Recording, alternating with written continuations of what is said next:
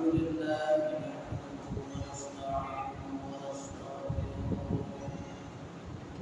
ونؤمن به ونتوكل عليه ونعوذ بالله من شرور أنفسنا ومن سيئات أعمالنا من يهده الله فلا مضل له ومن يضلل فلا هادي له ونشهد أن لا إله إلا الله وحده لا شريك له ونشهد أن سيدنا وسندنا وحبيب ربنا وقريبنا وطبيب قلوبنا ومولانا محمدا عبده ورسوله الذي أرسل إلى الناس كافة بشيرا ونذيرا وداعيا إلى الله بإذنه وسراجا منيرا فقد قال الله تعالى في كلامه المجيد وفي فرقانه الحميد أعوذ بالله من الشيطان الرجيم بسم الله الرحمن الرحيم قد أفلح المؤمنون الذين هم في صلاتهم خاشعون صدق الله العظيم وقال النبي عليه الصلاة والسلام العهد بيننا وبينهم الصلاة فمن تركها فقد كفر أو كما قال النبي عليه الصلاة والسلام اللهم صل على محمد وعلى آل محمد كما صليت على إبراهيم وعلى آل إبراهيم إنك حميد مجيد إن الله وملائكته يصلون على النبي يا أيها الذين آمنوا صلوا عليه وسلموا تسليما اللهم صل على سيدنا مولانا محمد وعلى آله سيدنا مولانا محمد اللهم صل على سيدنا مولانا محمد وعلى آل سيدنا مولانا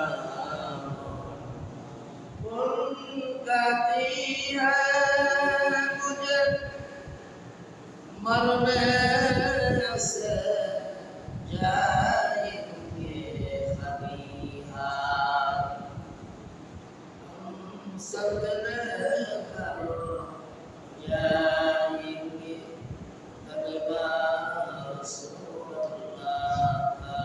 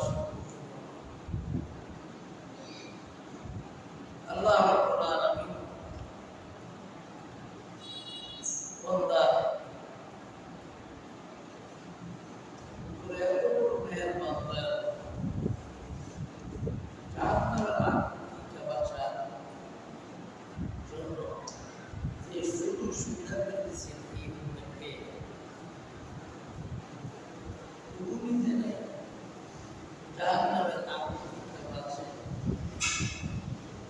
এক নম্বর হলো যে সময় আল্লাহ পাকের কাছে তওবা করে সুবহানাল্লাহ, এটা কত বড় কাজ।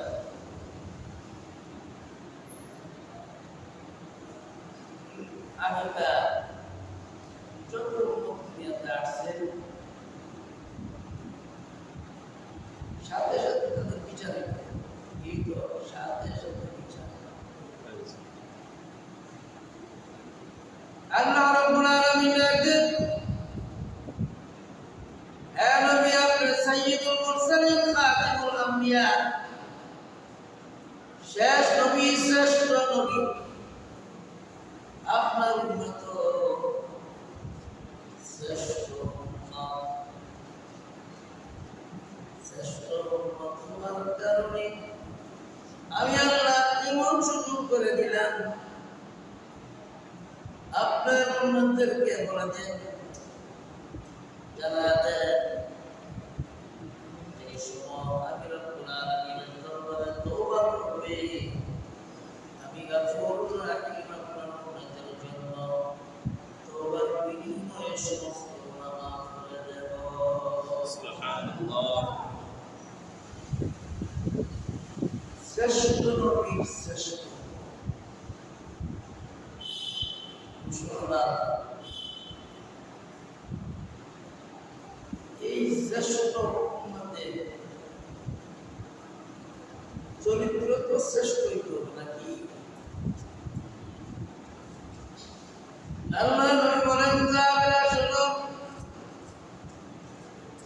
আমার পরে আর কোন নবী নাই, কোন কিতাব আসবে না, আমি শেষ নবী শ্রেষ্ঠ নবী খাতিমুল আম্বিয়া সাইয়্যিদুল আম্বিয়া। আমাকে যদি আল্লাহ পাক দুনিয়াতে প্রেরণ না করতেন, কিছু আল্লাহ পাক বানাইতেন না। এই জন্য আল্লাহ রাব্বুল আলামিন আমার উম্মতদেরকে নিয়ামত দান করেছেন, শ্রেষ্ঠ নবীর শ্রেষ্ঠ উম্মত, সব কিছু শ্রেষ্ঠ আছে নবীর চরিত্রে। যখন নাকি সে চরিত্রবান হবে, নবীর আখলাক তরিকা অনুযায়ী চলাফেরা করবে, আল্লাহ রাব্বুল আলামিন ওই বান্দা বান্দির পিছনের জিন্দেগির গুনাহগুলো মাফ করে দুনিয়াটার ভিতরে শান্তির দিন বানায় দিবে। সুবহানাল্লাহ। অশান্তি কেন হয়?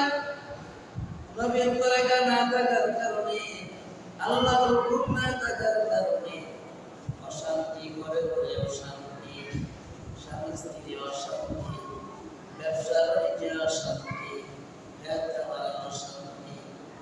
কারণ নবীর চরিত্রবান না হওয়া পর্যন্ত, আল্লাহ পাক না হওয়া পর্যন্ত আল্লাহ পাক শান্তি দিবে না। আল্লাহ পাক বলেন, তুমি শান্তির আশা করো, তুমি যদি কল্যাণের আশা করো, তুমি যদি দুনিয়াতে সুন্দরভাবে বিচরণ করতে পারো, যদি চাও তাহলে নামাজের পায়বন্দ হও, আমি রব্বুল আলামিনকে ভয় করো, ভয় কইরা সেজদা দাও, সেজদার বিনিময়ে তোমাকে সফলতা দান করবে। এই নবীর উম্মত শ্রেষ্ঠ, এতটুকু জানলে হবে না। নবীর শেষ কথাটা হলো আজকের এই আলোচনা। নবীর শেষ কথাটা কি ছিল? দুনিয়া থেকে বিদায় হওয়ার আগের শেষ কথাটা, আর হায়াতের জিন্দেগির ভিতরে কি কর্ম করেছেন সাহাবায়ে কেরাম, কর্মের বিনিময়ে সফলতা পাইছে। ঈমান আনার পরে এক নম্বরের আমল হলো নামাজ। আল্লাহকে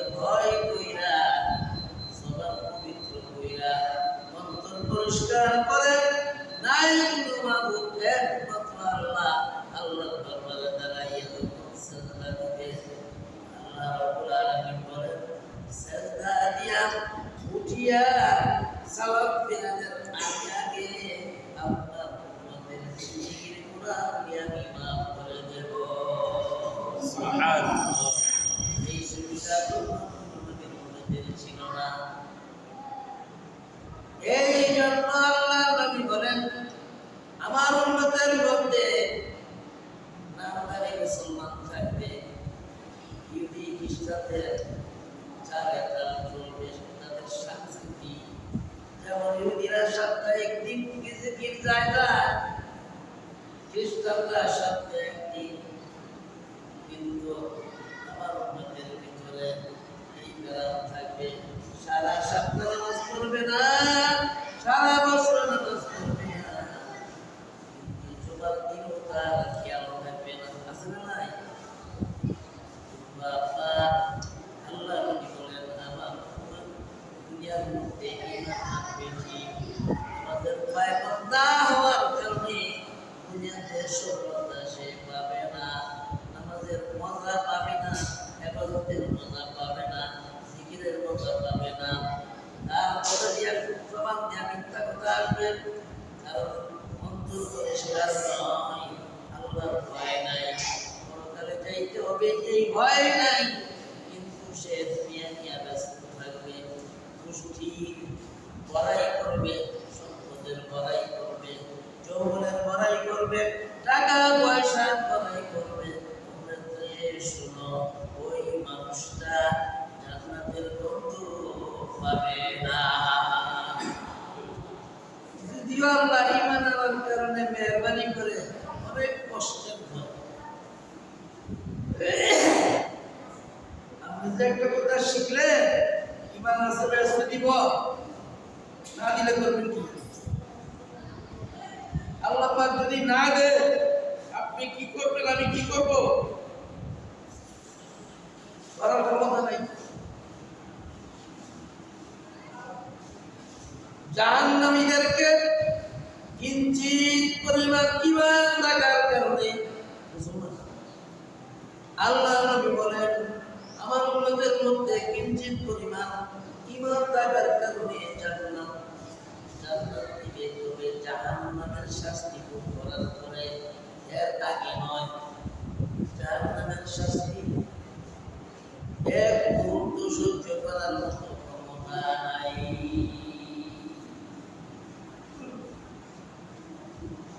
আমার প্রাণের ভাইরা, দুনিয়ার আগুন থেকে 70 গুণ বেশি তেজ।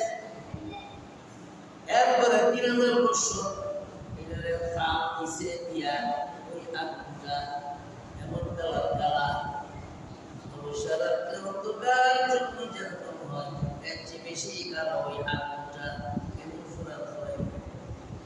আর ওই মানে ওই জাহান্নামীদের বডি যারা সুরত এরকম ভাবেই করবে, বিস্তারিত সময় নাই। এরপরে সহ্য করার মতো নেই। এই জন্য সাহাবায়ে কেরাম ঘর ছাড়ছে, বাড়ি ছাড়ছে, সম্পদ ছাড়ছে, ব্যবসা বাণিজ্য সব কিছু ছেড়ে দিয়া পরকালের জন্য পাগল হইয়া হিজরত করে আল্লাহর নবীর সান্নিধ্যে কাটাইছেন। আল্লাহ রাব্বুল আলামিন তাদেরকে দুনিয়াতে এই সফলতা দান করছেন একমাত্র নামাজের আমলের কারণে। যেমন নামাজের আমল, যাদের মধ্যে নামাজের আমল বেশি বেশি থাকবে তাদের চেহারা উজ্জ্বল করব, যারা সুন্দর থাকবে, জবান দিয়ে মিথ্যা কথা আসবে না, তওবা করবে, আর ভয় অন্তরের মধ্যে রাখবে, নিশ্চয়ই দুনিয়া ছেড়ে দিতে হবে, পরকালে আমার চাইতে হবে। বাপ কই, দাদা কই, নানা কই, এগুলি খেয়াল করলেই তো হয়। মুক্তা পড়াই হইতে দূরের কথা, টাকার গরম আসবে দূরের কথা, কাঁদতে কাঁদতে একটু বস থাকতে হবে। কি করবেন?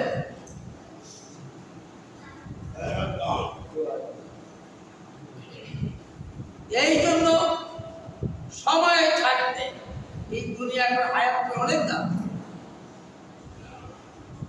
সময় থাকতে তওবা করা দরকার, সময় থাকতে আল্লাহর হুকুম নবীর তরিকা অনুযায়ী মানা দরকার। ছোট্ট একটা আয়াতে কারিমা ভিতরে সূরাতুল মুমিনুন। আর আমরা মনে করি সফলতা আসবে দুনিয়ার পিছে করলে, দুনিয়ার পিছনে করলে সফলতা আসবে। সাহাবায়ে কেরাম সফলতা কিভাবে অর্জন করছে? আল্লাহ নবী এক কাফেলা যুদ্ধের ময়দান থেকে ফেরার পথে একটা পাহাড়ের পাদদেশে অবস্থান করছে। দুইজন সাহাবীকে কাফেলা পার দেওয়ার জন্য রাত্রিবেলা বিদ্যুৎ করছে। এর মধ্যে একজন হলো হযরত আম্মার ইবনে ইয়াসির রাদিয়াল্লাহু তাআলা আনহু, আরেকজন হলো আব্বাস ইবনে বিশর রাদিয়াল্লাহু তাআলা। দুইজনকে পার দেওয়ার জন্য, কাফেলা পার দেওয়ার জন্য আল্লাহর নবী নিযুক্ত করছেন। এখন রাত্রিবেলা কোন সাহাবী একজনের আরেকজনের বলতেছে, ভাই দুইজনের সজাগ থেকে কি করবো? আম্মার ইবনে ইয়াসিরকে বলে, আপনি ঘুমান, আমি পাহারা। সুবহানাল্লাহ। না তাও হইতে পারে, সাহাবী তো যুদ্ধের ময়দান থেকে ফিরে করতে ক্লান্ত না, কোন সময় শত্রু আবার আক্রমণ করে সেটাও তো আছে।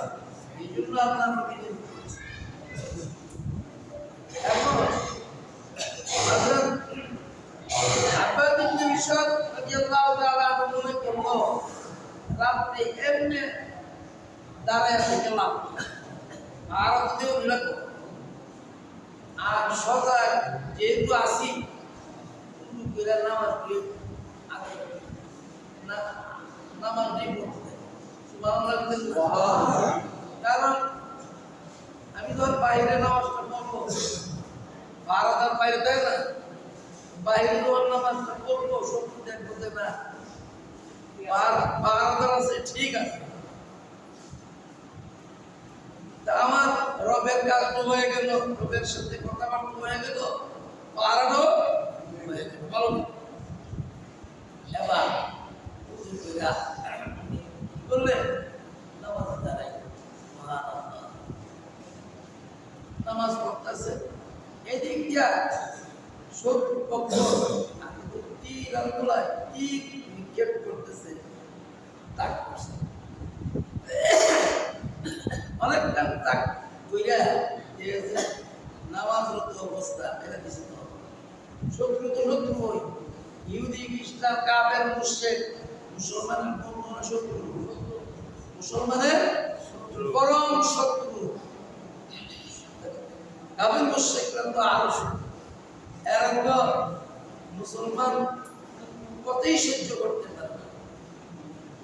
যার কারণে নবী মক্কা থেকে বের হইয়া আপনার হিজরত করতে হয়েছে মদিনা, ঠিক কিনা ধরে আপন ভাই বেড়াতে রাখতে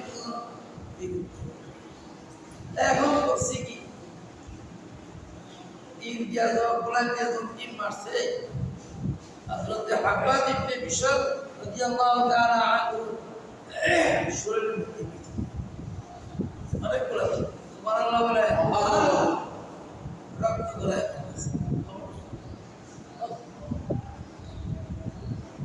এবার নামাজরত অবস্থা, আল্লাহর সাথে প্রেম পৃথিবী ভালোবাসা এরকম উনি নামাজ পড়তে আছে তারপরে যখন বুঝতে পারলো যে আমার সমস্ত শরীর রক্তে রঞ্জিত, নামাজ শেষ করেছে, তাড়াতাড়ি সাথী ভাইদেরকে ডাকছে, ভাই তাড়াতাড়ি উঠেন, শত্রুপক্ষ আমাকে আঘাত করেছে, তারা আমি নামাজে ছিলাম, তাই না আমাকে ডাক দিলেন না কেন? আমি বললাম নামাজে দাঁড়াইলাম, সূরাতুল কাহফ আমি পড়তেছিলাম, আর সূরাতুল কাহফ এরকম এরকম স্বাদ, এরকম মজা। আমি আমার রবের সঙ্গে কথাগুলো বলতেছিলাম নামাজের মাধ্যমে, এত মজা লাগছিল। আমার খবর নাই তীর যে আমার গায়ের উপরে। সুবহানাল্লাহ বলে। এই ছিল নামাজ, এই ছিল আল্লাহর ভয়। আমরা যদি আমি বুঝতাম যে কেন শত্রু আইব নামাজ চাইলা ওই থেকে আমি অসুস্থ না, ঠিক কিনা ধরে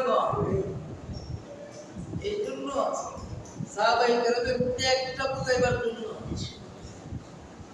তীর ফুটলে জখম হইলে শরীরের মধ্যে বিষটা থাকবে কি থাকবে না, বিষাক্ত তীর, তীরের মাথার মধ্যে বিষ, এরকম বিষ বিষাক্ত তীর নিক্ষেপ করত। সাহাবী বলেন জান যাইতে পারে ভাই, আমি যখন নামাজের অবস্থা ছিলাম, নামাজের ভিতর থেকে কাউকে ডাক দেওয়া যায় না, এটা নবীর তরিকা। সুতরাং আমি আল্লাহর সঙ্গে কথা বলতেছিলাম। আমার সূরা যখন শেষ হয়ে গেল, আমি বুঝতে পারলাম শরীরের মধ্যে জখম। আমি তাড়াতাড়ি আপনাকে ডাক দিলাম, জীবন বাজি রাইখা নামাজ আদায় করেছে। আমি নামাজ ভাঙ্গা দূর দেই নাই। আর আমরা আমাদের যে সিরা ভরা নামাজ, যদি কুজুর খরচ কয়টা হেঁটে হবো, ঠিক কিনা ধরে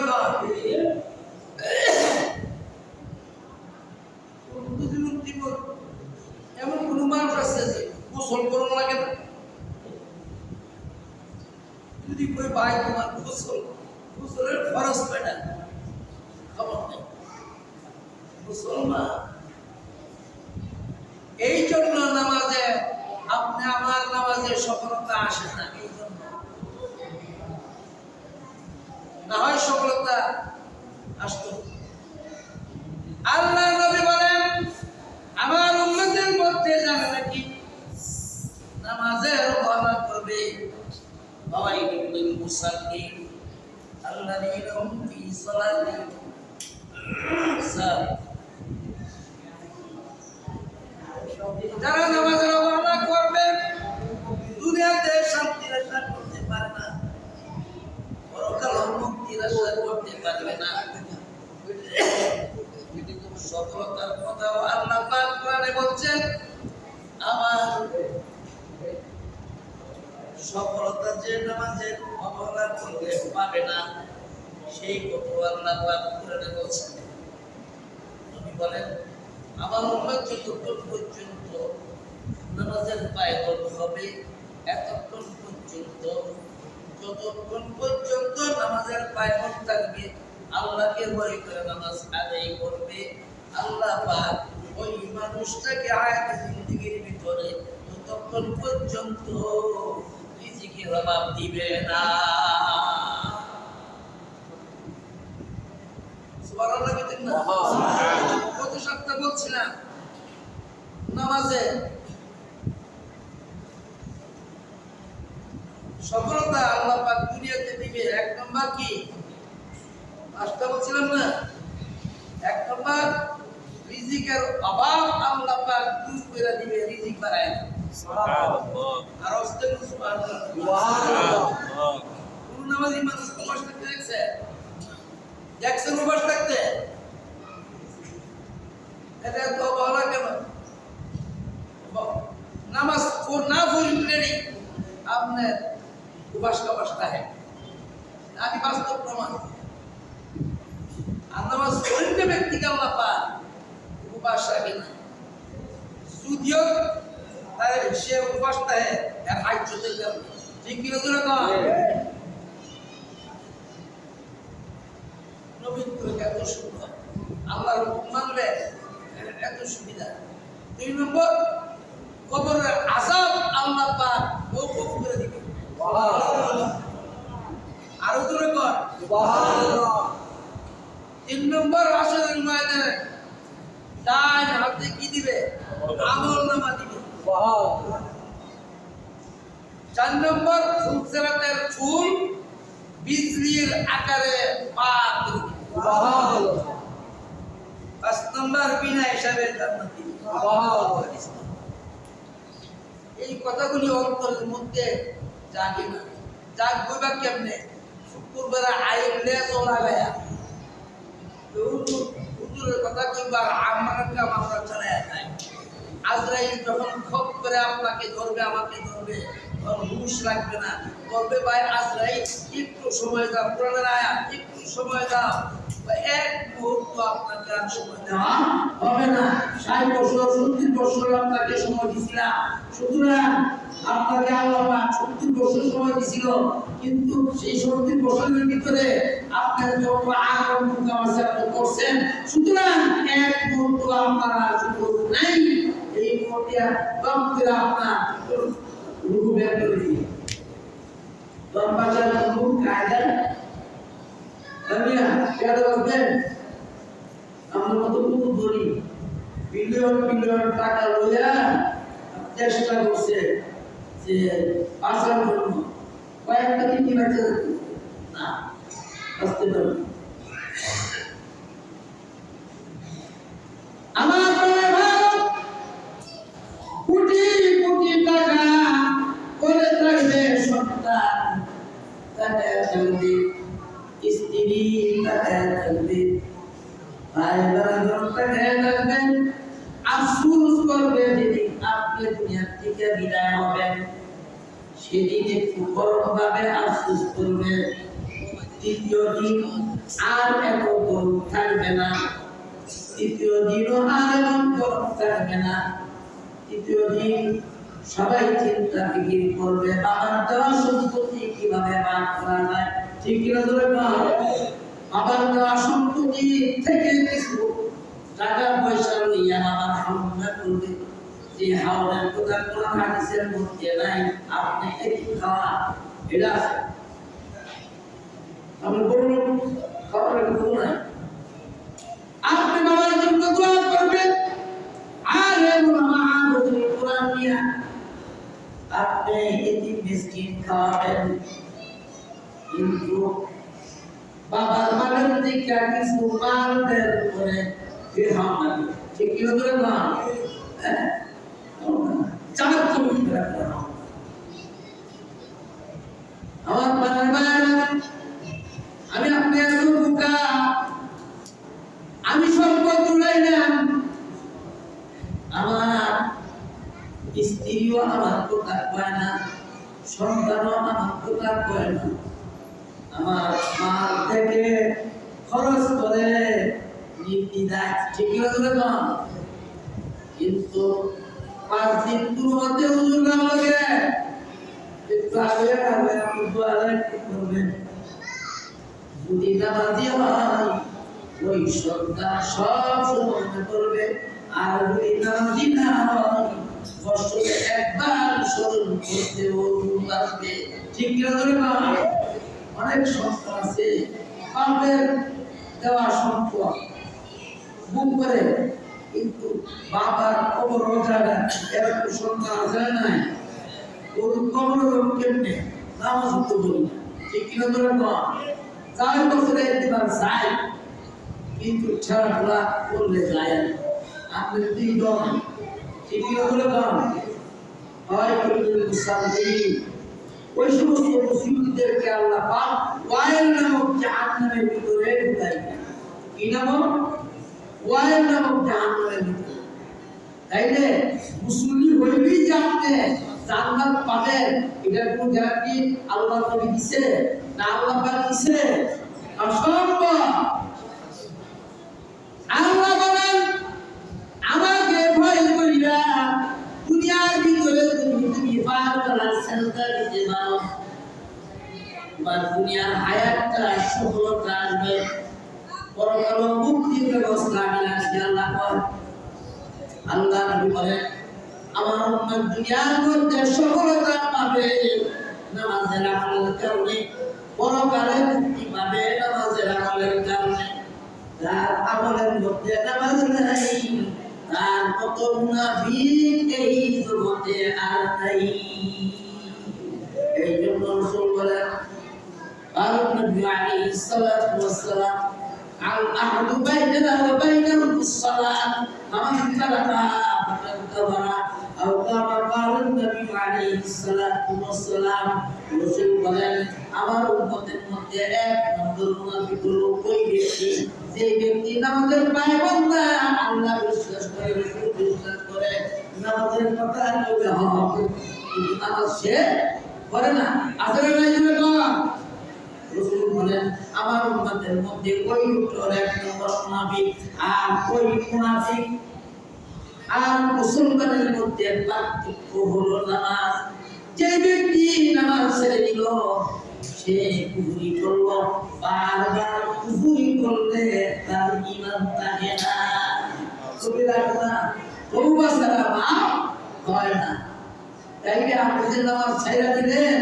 হ্যাঁ চাইলা তাইলে কি আল্লাহ কি আমরা আমাকে ছেড়ে দিব ওই আল্লাহ পাক বলছেন ওয়াইলুল মুসাল্লি যারা নামাজের অবহেলা করে এক ওয়াক্ত বললে আর ওয়াক্ত বলে না ওই ব্যক্তিকে